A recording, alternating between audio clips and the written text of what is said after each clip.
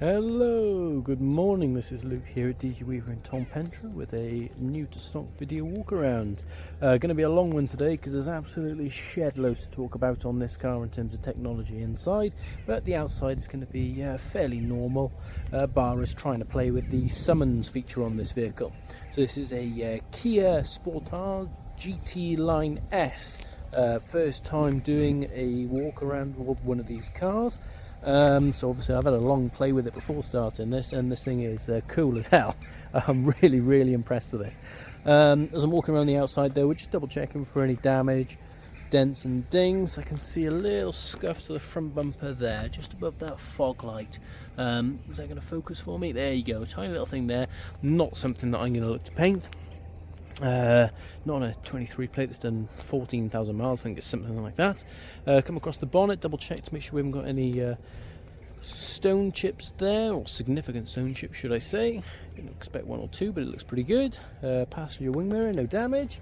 Up onto the roof, so it's a pan roof which stretches nearly all the way back, so we'll have a look at that from the inside, but we'll just have a quick look at this rear spoiler, make sure we've got no dents there, which we don't.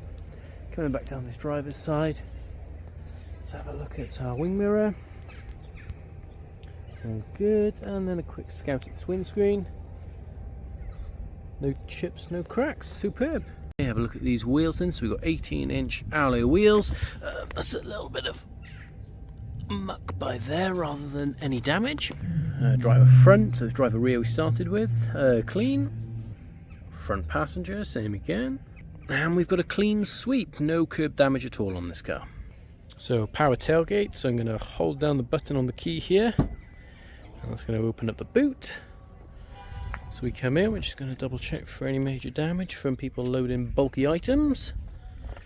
No problems there. Not damaged, but does need a wipe. No damage to the carpet either. Top of this bumper here, some light scratches, but nothing major, nothing that I'd look to paint. Let's have a look inside. Coming inside the car now then, so what we got down there, Harman sound system. Heated rear seats I believe, which will be right and left, not the centre one. But let's just have a look at this leather.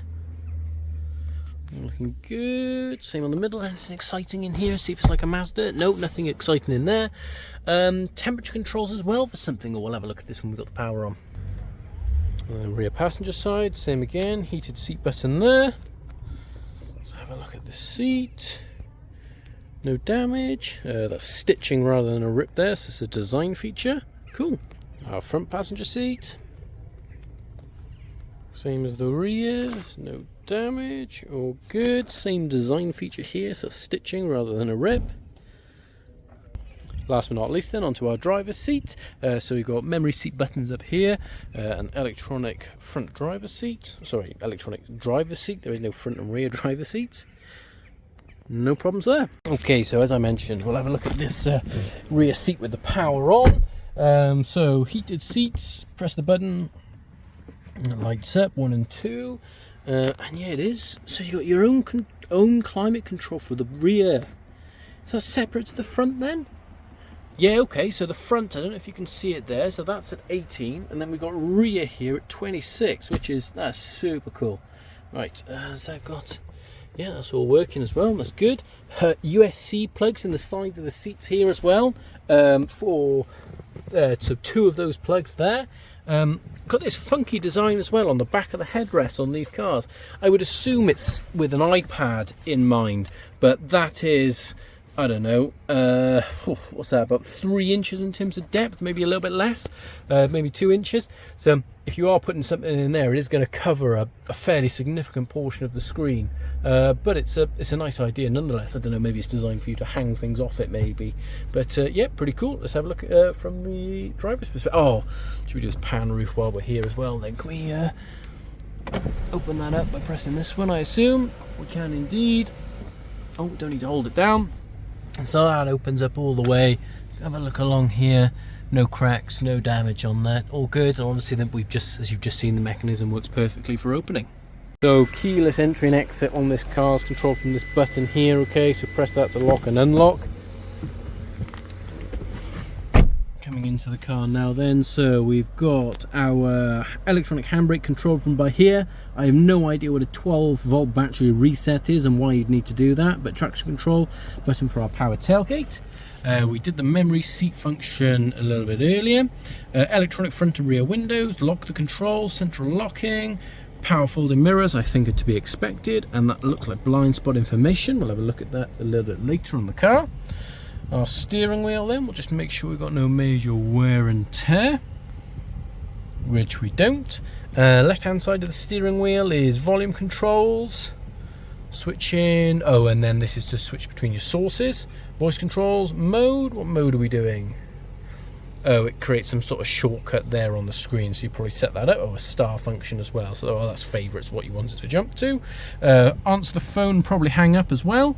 We've got adaptive cruise control button, lane centering, normal cruise control up, down, oh, push it in to pause and play. OK for the central trip computer in front of us there as well, and then menu, I'd imagine, is some sort of, oh, it jumps between the different menus that you can have there. Cool. Mileage on the car, 14,029. No warning lights at all. One of the cool things I noticed while driving this car up here earlier, so if I indicate, you then get a sort of a wing mirror camera, which is therefore obviously displaying your blind spot, and then vice versa, indicating left, jumps across to the left hand side. Still got our speedo showing as well, which is super cool. Really impressed with that. Let's have a look at our screen over here. I'm just going to stop this video before it runs a bit long for memory. So, starting as if we never stopped, this button here takes you back to sort of the home system. It is a full touch screen. Everything is controlled from you touching the screen. The screen in front of us here is adjustable. I found it earlier while I was messing around with this car. Was it settings, vehicle, and cluster? There you go. And then you've obviously got your different clusters in the system here. If you don't like that and you prefer something a little bit more natural in terms of when you sat in the car. But taking this back then, so navigation built in, map display if you didn't want to have a route set up. Audio looks like it displays all of the time. I've obviously got it muted at the moment because we are uploading this to YouTube, and it will throw a strop if we put anything live on. Climate control is all across here, to be honest, and this is all a nice, it's all touchscreen by here, but it doesn't feel as clunky as other touchscreen climate control systems. It's really nice to use, with buttons still for the temperature if you needed to, and that is a dual climate control, so driver side is changing and passenger is remaining the same. Aircon, cool. You've got heated seats, air conditioned seats, which I'm going to put on. Each one, when you press the button, it changes the colour as well, so orange for heat, blue for cool. Heated steering wheel as well, which I don't need to put on. Drive dials, nice and easy to use as well. Foot on the brake, twist the outside. As you can imagine, we've got rear view cameras, all around cameras there as well. I'm just going to pop it back into park because we don't want to be doing that. Hill descent, auto hold, some sort of parking camera shortcut. What's this? Press button. I will just close that, we don't need to see that. Cool. Jump, push that again and it jumps off. Okay. So the other thing to talk about this car as well is I think you really need to download the Kia app. I think it's called Kia Connect. Does it say? Yeah, it is. Yeah, Kia Connect. So you need to download the app and set up the Kia Connect when you do buy one of these cars, hopefully this car. And that gives you loads of features as well through the mobile phone. We've got anything else to talk about inside the car here? Then we've got an SOS button, which is covered by this nice little seal here. I quite like this as well. So it doesn't hold unless you push it all the way forward, which then gives you your USB, and 12 volt. Push it forward again, and it slides back. Do you know what I haven't seen? Android Auto, or phone protection. There you go. What is that? Let's go back. Connect, support via USB cable, so you have to have your phone plugged in for the Android Auto and Apple CarPlay. It's not going to be wireless like it is in lots of cars on the market these days, but not a big deal as far as I'm concerned. It's good to have your phone on charge with the Android Auto and Apple CarPlay because it does hammer your battery. So let's have a quick look under the bonnet, and then we will have a quick play with the summon system, which was a bit more complicated than I expected it to be, but we'll see how we get on. Nothing technical here, just demonstrating that everything is as it should be under the bonnet here. Lots of big orange cables, so as you can see it obviously is a hybrid, this one, and that's a HEV, so hybrid electric vehicle, not a plug-in, so it does all the charging itself while you drive. Thank you very much. Okay, so it's taken a very long time for me to work out this vehicle summons and to get it to work, but I think I'm there now. So when the car is locked, approach the car and then press the lock button. Oh, hang on, let me rearrange this. Press the lock button on the key. Hold down the remote start function on the key.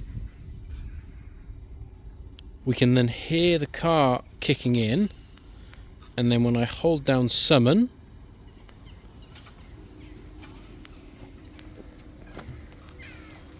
it's going to summon the car for us. Cool. And obviously just to, engine's kicking in because it's a hybrid, just to prove, so there's nobody sat in the driver's seat there. So we can take that forward, and then as soon as I take my hand off this, it then stops. But we'll just put it in reverse as well. So hold down reverse, and off it goes. But just to demonstrate, off the button, and it stops straight away. To stop the feature, I'm going to hold down the auto start, and you heard the handbrake kick on as well. Cool.